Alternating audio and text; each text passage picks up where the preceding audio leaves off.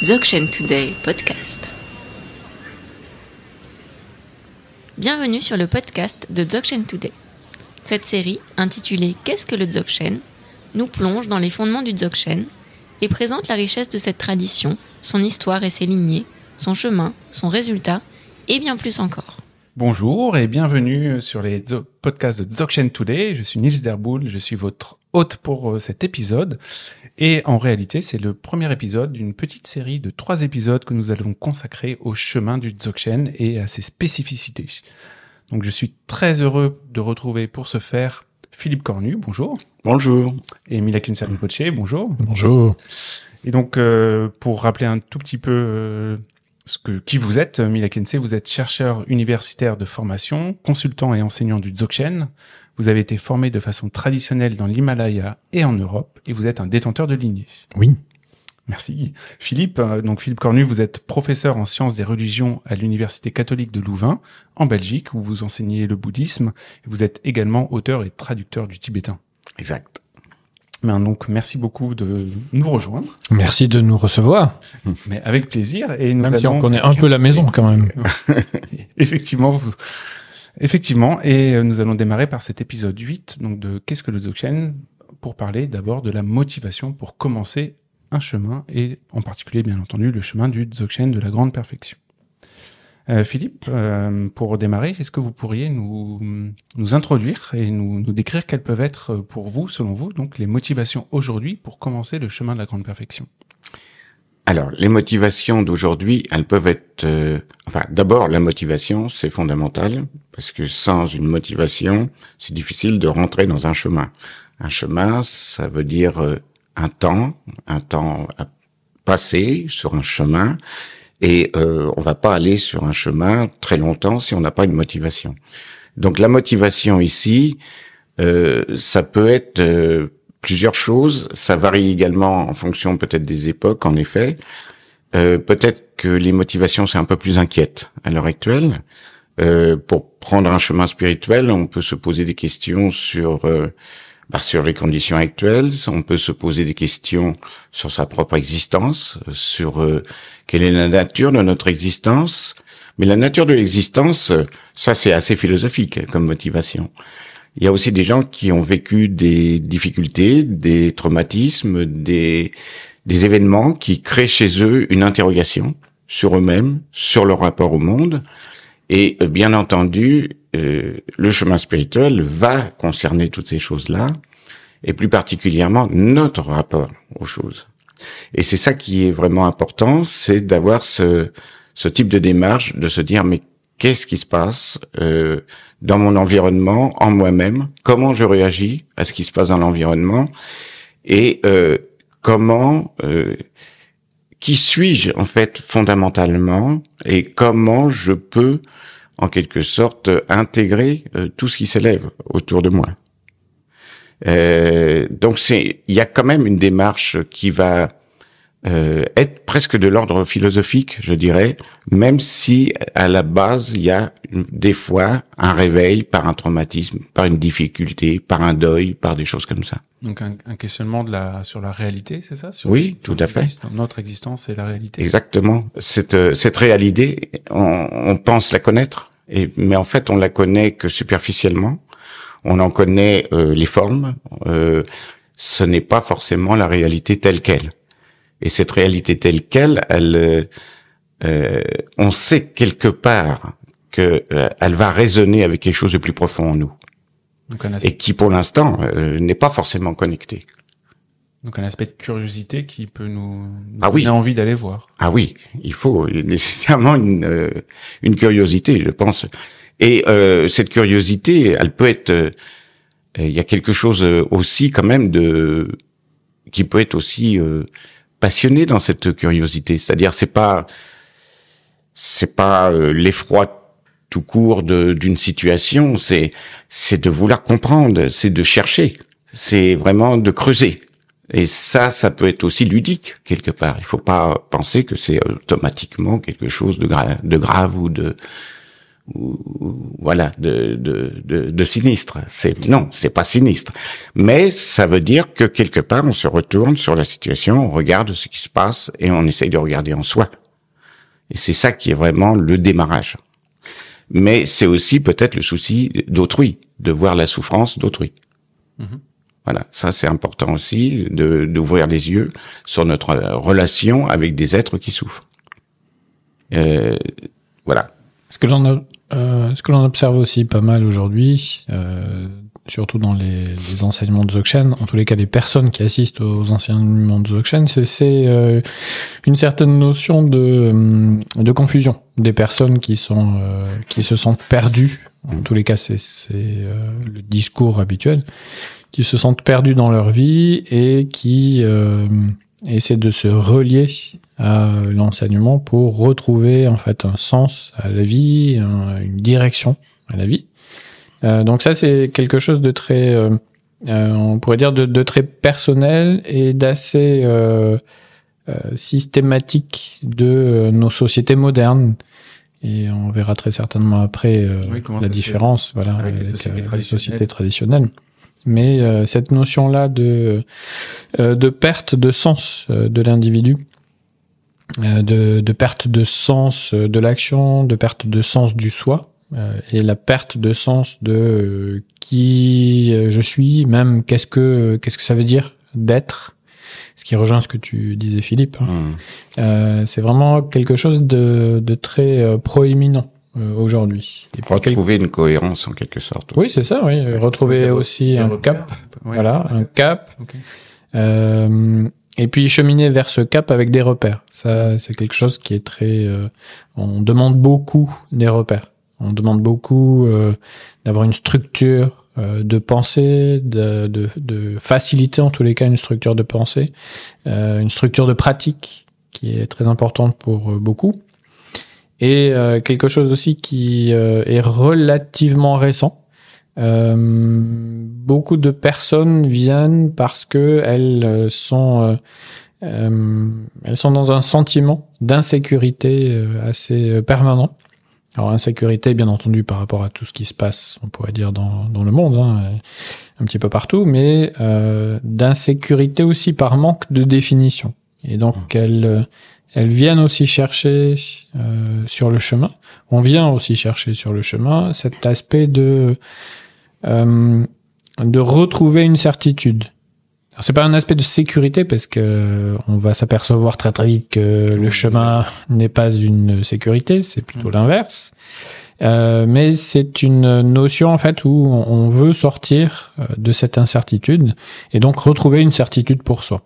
Et ça, c'est très très très commun à l'heure actuelle.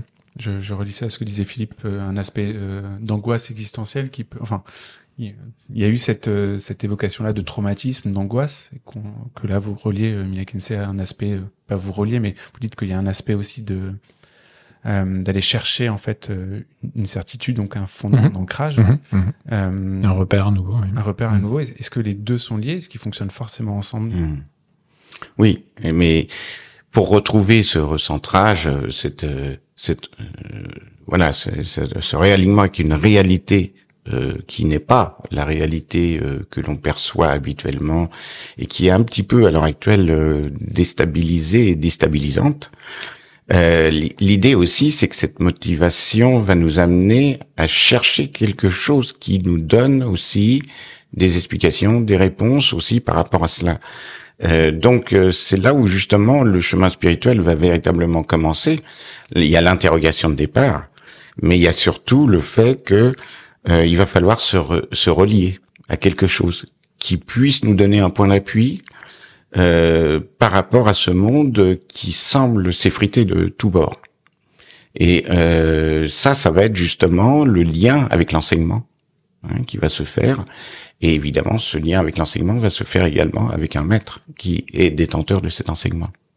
Et là, quelque part, on va commencer à se relier à ce point d'appui pour trouver son propre point d'appui à l'intérieur de soi-même. Donc c'est une espèce de confiance qui va se développer à partir de ce moment-là. Donc la motivation est l'élan qui nous permet en fait un premier de se relier d'abord et donc de s'engager. Oui. il y a une forme de demande, quoi, au départ, effectivement, de trouver, voilà, une référence qui nous permette véritablement de cesser de patauger, quoi, et d'être un peu, enfin, d'être très instable, finalement. Et est-ce que ça se passait comme ça, du coup, dans la société traditionnelle? On va parler peut-être du monde tibétain duquel vient la tradition de la grande perfection. Tibétaine, évidemment. Ou alors même dans la société traditionnelle indienne, hein, en fonction... Oui, dans beaucoup de sociétés traditionnelles, même chinoises. Dans ces sociétés traditionnelles, on commençait le chemin pour mettre fin au samsara. Donc ça, c'est la motivation fondamentale et la motivation de base. C'est-à-dire que avec un aspect de motivation que l'on dit inférieur, qui n'est pas péjoratif, hein, un premier aspect qui est plutôt tourné vers sa propre libération, c'est la volonté de commencer un chemin spirituel pour être libéré de la souffrance et du cycle permanent de la souffrance que l'on appelle samsara. Donc c'est une notion qui n'est pas délimitée à une souffrance en particulier, à une incertitude en particulier, etc. Ça concerne en fait notre condition d'être vivant, d'être sensible, et ça concerne la condition de tout être sensible. C'est-à-dire que traditionnellement, le souhait c'était de sortir en fait de ce cycle-là qui est considéré par la tradition comme un cycle éternel, comme un cycle sans fin, et qui est la véritable malédiction en fait des états d'existence, puisque traditionnellement on dit que l'on erre d'existence en existence sans fin. Donc cette incertitude, ces angoisses perpétuelles, etc., sont toujours présentes et sont présentes bien entendu avec plus ou moins d'intensité en fonction des états d'existence. Et puis il y a ce qu'on appelle la forme de motivation supérieure, qui est l'aspect de vouloir atteindre l'au-delà de cette souffrance pour soi et pour les autres. C'est ce qu'on appelle donc la motivation pour la libération de tous les êtres et de tous les êtres forcément hors de toute souffrance. Donc dans la tradition, on considère que c'est un aspect plus universel, que traditionnellement, lorsque l'on faisait ce chemin, c'est parce qu'on avait réfléchi au fait, on s'était d'abord retourné sur notre propre souffrance et on avait observé si tout autour de nous, cette souffrance-là était présente. Je peux en parler tout à l'heure, oui. Et généralement, c'est comme ça que l'on commençait véritablement un chemin, par exemple dans le monde tibétain ou dans le monde indien. La différence avec aujourd'hui, c'est que cette réflexion préliminaire est considérée comme étant la base du chemin. Et traditionnellement, en fait, c'est le préliminaire au chemin. Donc c'est là où il y a une certaine différence, il y a un certain glissement, où on va inclure la réflexion dans le chemin, alors que c'est un préliminaire, traditionnellement, au chemin pour vraiment démarrer le chemin. D'accord. Et c'est là où est toute la différence, en fait, entre les deux. C'est la différence parce que c'était des sociétés aussi où peut-être on prenait son temps. Tout à fait. Enfin, le temps était différent. Voilà, différent. Et puis, quelque part, l'idée d'un chemin spirituel, ça pouvait déjà être dans l'air, en quelque sorte, de l'éducation. Et il y avait une ambiance pour ça. Là, maintenant, c'est plutôt une sorte de réveil qui nous amène à prendre un chemin. C'est un réveil par rapport à des choses qui se passent, pas toujours faciles, etc. Et du coup, on se dit, oui, il faut quelque chose qui me permette de me réassurer. Et on est en quelque sorte comme une sorte de vagabond, sans domicile fixe, hein, et qui voyage un peu sous fausse identité. Hein, c'est ça, en fait. On se raconte des histoires pour se rassurer, mais ça nous rassure pas vraiment. Et là, c'est dans les motivations, c'est la première, c'est d'être un vagabond sans domicile fixe, donc on est très insécure, on a peur, etc. Ça serait, disons, la motivation la plus primitive, la plus, je veux dire, grossière. Oui, c'est ça. Mais bon, ça peut de toute façon commencer comme ça, c'est évident.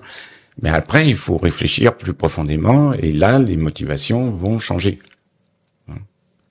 Et donc, on a parlé de deux motivations, si j'ai bien retenu. Une motivation pour se sortir soi-même du cycle de la souffrance, du samsara, de l'errance cyclique, une motivation pour nous sortir, nous et tous les êtres qui sont dans le même bain que nous.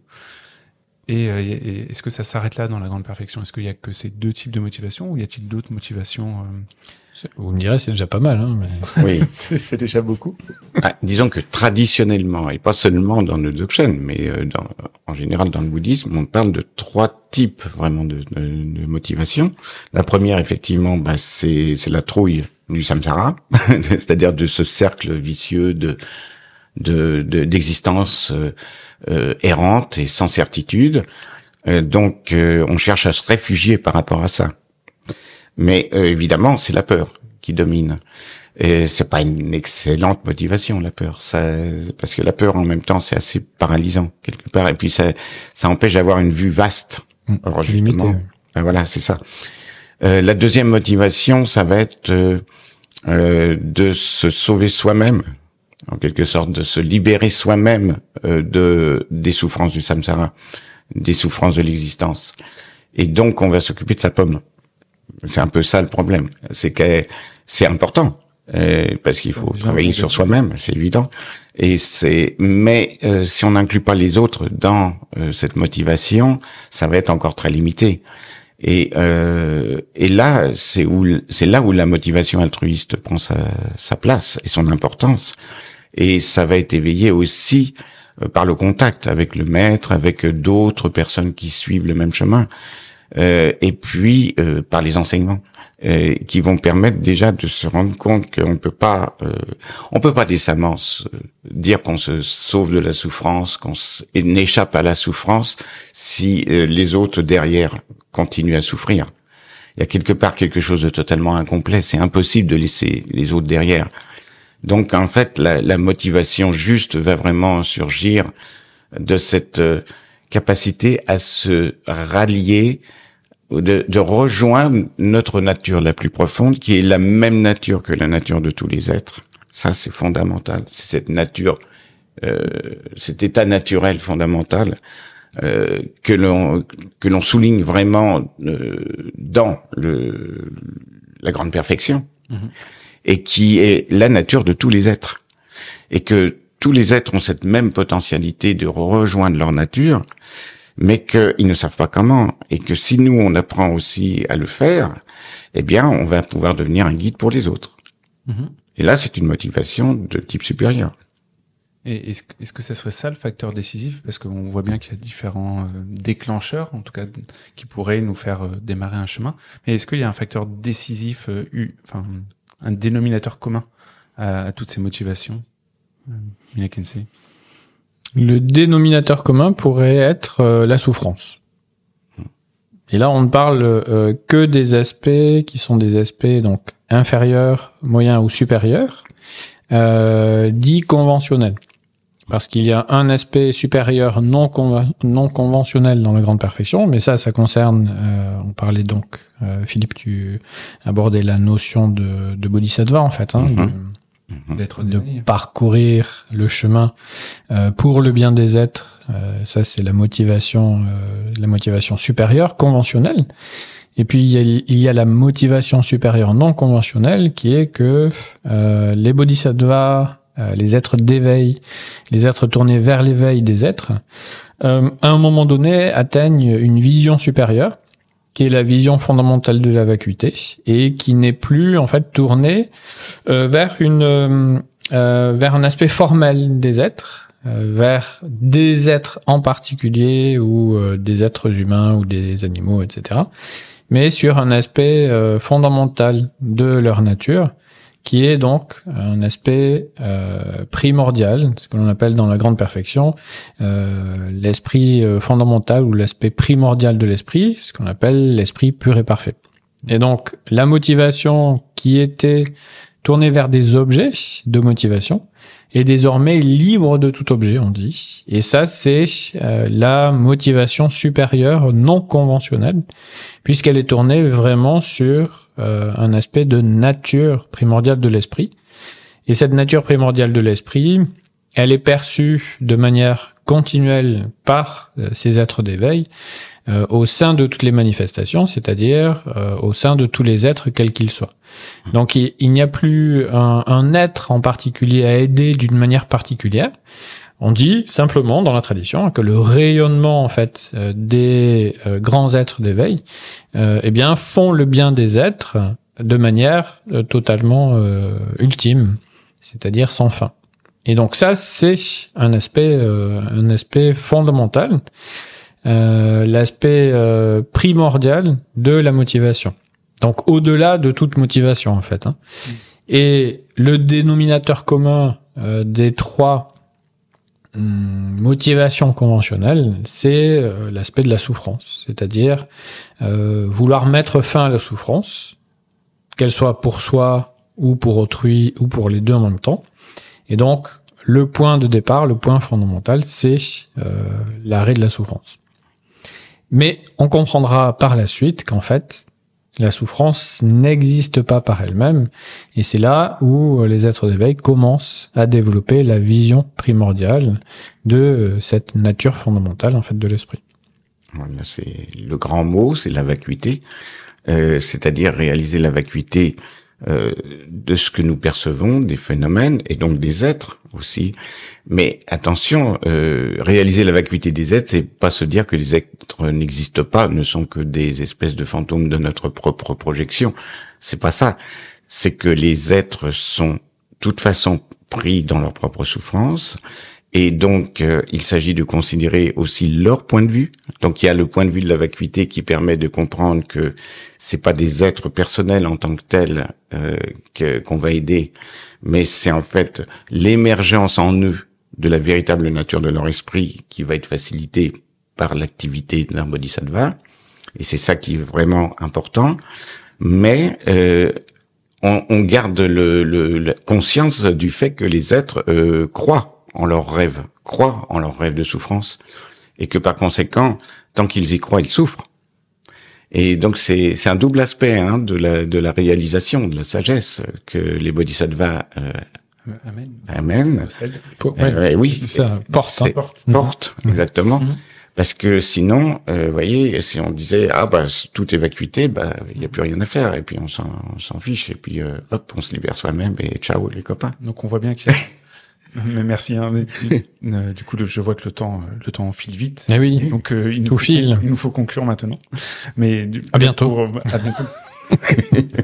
Pour résumer, on voit que ça soit même dans les sociétés traditionnelles ou même maintenant dans la société occidentale, il y a un aspect de souffrance qui est très présent à la base pour nous faire commencer quelque chose. Et on voit que cette motivation, elle peut évoluer tout au long du chemin jusqu'à peut-être la motivation qui n'est plus une motivation, qui est celle de la nature fondamentale primordiale. Bien sûr. Il suffit juste d'aller voir un tout petit peu chez nos voisins bouddhistes. Le Bouddha a commencé par la souffrance.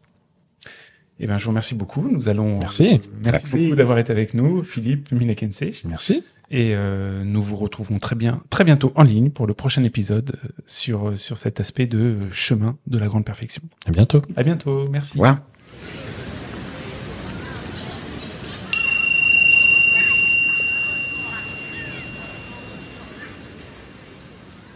Si vous avez aimé cet épisode, n'hésitez pas à le dire en mettant un commentaire sur votre application podcast préférée et partagez-le avec vos amis.